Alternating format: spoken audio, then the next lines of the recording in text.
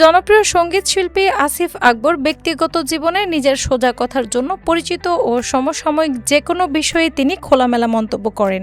রাজনীতিতে বাংলাদেশ জাতীয়তাবাদী দলের সমর্থক হলেও নিজের দলের যেকোনো ভুল পদক্ষেপ নিয়েও সামাজিক যোগাযোগ মাধ্যমে আলোচনা করতে তিনি পিছপা হন না। সোমবার তিনি ফেসবুকে একটি দীর্ঘ পোস্ট লিখে দেশের বর্তমান রাজনৈতিক প্রেক্ষাপট ও সামাজিক ব্যবস্থা নিয়ে নিজের তীব্র মতামত ব্যক্ত করেছেন।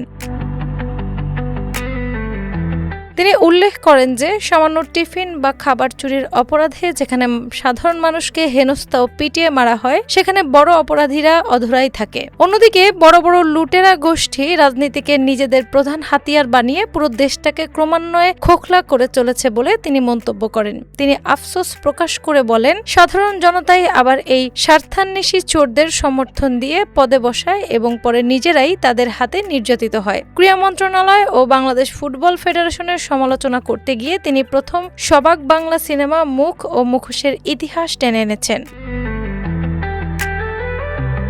তিনি বলেন, ফ্যাসিস্টরা আজও দেশের গুরুত্বপূর্ণ প্রতিষ্ঠানগুলোতে নিজেদের মতো প্রভাব বিস্তার করে সুকৌশলে তাদের কার্যক্রম চালিয়ে যাচ্ছে। আসিফ আকবর মনে করেন যে এই দেশের মানুষের কোনো বাইরের শত্রুর প্রয়োজন নেই, কারণ নিজেদের ধ্বংস করার জন্য তারা নিজেরাই যথেষ্ট। তিনি দেশের ভেতরের বিষাক্ত ও সাংস্কৃতিক ফ্যাসিবাদের বাহক এবং তোষামতকারী মিডিয়াকে সবচেয়ে বড় ফ্রন্ট লাইন শত্রু হিসেবে আখ্যা দিয়েছেন। সঙ্গীত শিল্পী আসিফের মতে দেশের যে কোনো আন্দোলনে মূলত প্রাণ হারায় তরুণ সমাজ এবং তাদের করুণ পরিণতি চিরকাল ধরে ভোগ করে তাদের পরিবার।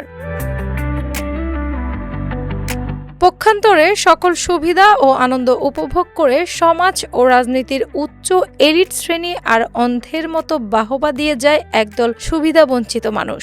সঙ্গীত শিল্পী আসিফ আকবরের এই খোলামেলা ও স্পষ্টভাষী ফেসবুক পোস্টটি প্রকাশের পরপরই সামাজিক যোগাযোগ মাধ্যমে ব্যাপক প্রতিক্রিয়া সৃষ্টি করে। সংবাদটি পোস্ট হওয়ার পর অল্প সময়ের মধ্যে সেখানে প্রায় 10,000-এরও বেশি রিয়াকশন এবং 1,500-এর মতো বৈচিত্র্যময় মন্তব্য জমা পড়ে। অনেক সাধারণ নেটিজেন ও অনুরাগী আসিফ আকবরের এই নিরপেক্ষ সত্য তুলে ধরার সাহসী মানসিকতার অসংকোচ প্রশংসা ও সমর্থন জানিয়েছেন। ডেস্ক রিপোর্ট, বাংলা বাজার পত্রিকা।